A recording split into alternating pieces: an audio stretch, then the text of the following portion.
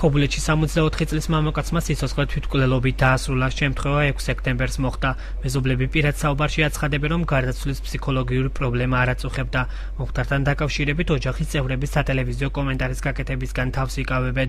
არ შეიმჩნეოდა მაკაცისთვის არანაირი არ ფსიქოლოგიური პრობლემები და არც არაფერი და სხვა ახლა მეზობლებს უფრო რაც ახლა რომ ხედავდით ჩვენ ახლა 8 წელი აქ ვარ აგრე და კაცი მოდიოდა კარგი კაცი იყო ყველა ამბობს ყველას უყვირს რატო გააკეთა აგიო კარგი კაცი იყო ძალიან აქ სამთარგა ფულსურაობდა კაცი სულ ზღვაზე იყო გარდაცვალების მიზეზად რასაც ახლებენ არაფერი მაგი არ გაგდია ჩვენ არ ვიცით ქობულეთის მკვიდრმა თავი სანადირო თოფით მოიკლა.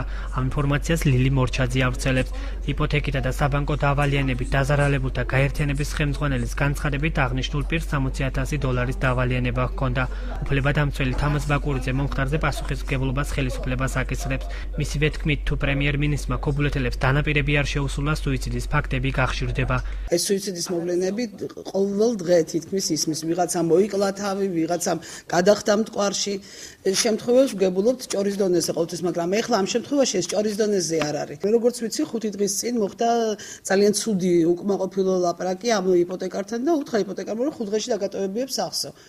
და ადამიანმა აიღო და თოფით მოიკლა თავი. სამწუხაროდ ეს არ არის პირველი და არც უკანასკნელი იქნება, ვინაიდან ასეთი ფაქტები ქობულეთში გახშირდება. პირადად პრემიერ-მინისტრმა უთხრა ყველას ქობულეთელს, რომ მე ვიცი თქვენი პრობლემები და გაძლევთ გარანტიას, რომ მოვაგვარებთ ისე, რომ არ დაზარალდება არც ერთი მხარე. მე მთელ ამ პროცესში მთლიანად პასუხისმგებლობას ვაკისრებ ხელისუფლებას. შინაგან საქმეთა სამინისტროში აცხადებენ, რომ მომხდართან დაკავშირებით გამოძიება უკვე დაწყებულია. საქმეს კი ქობულეთის რაიონული პოლიცია აწარმოებს. გამოძიება სისხლის სამართლის 115 მუხლით მიმდინარეობს, რაც თვითმკვლელობის გადაწყვეტილებამდე მიყვანას გულისხმობს.